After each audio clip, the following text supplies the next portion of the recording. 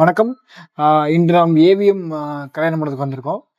இன்னைக்கு வந்து பார்த்தீங்கன்னா, நம்ம ஃப்ரைட் ஐஸ்கிரீம் அப்படின்ற ஒரு கான்செப்ட் வந்து எடுத்துட்டு வந்துட்டு, இன்னைக்கு வந்து நம்ம ஈவினிங்ல ஒரு கல்யாண மண்டபத்தில இருக்கவங்களுக்கு வந்து நம்ம ஸ்நாக் மாரி குடுக்க போறோம்.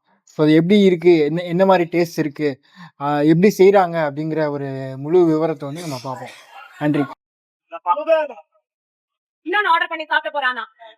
ஓகே. கண்டிப்பா. என்டையர்லி டிஃபரெண்டா இருக்கு. ஃபர்ஸ்ட் டைம் சாப்பிடுறேன். ஐஸ்கிரீம் வரைக்கும் விடு போங்க. விடு. சூப்பரா ரொம்ப நல்லா இருக்கு. பல்லு பூசும். விடு. உள்ள சில்லுன்னு இருக்கு. இந்த வாய் வாங்குங்க. நல்லா நிறைய ஐஸ்கிரீம் இருக்கு.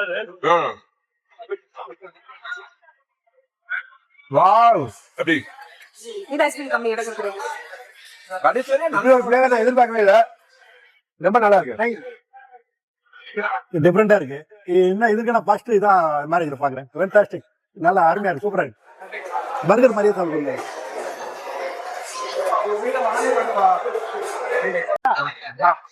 ஃப்ரைட் ரைஸ் ஐஸ்கிரீம் இது புதுசா நான் இன்னைக்கு தான் கேள்விப்படுறேன்.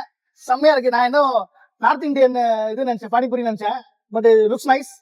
Taste also very nice. Thank you. See, this is a fried ice cream. So different nalla concept that actually. It looks like freshly made than, but I know it is a frozen one. But makes a lot of sense to marriage time la vandu indha mari neenga kudukuradhu nalla or idea than.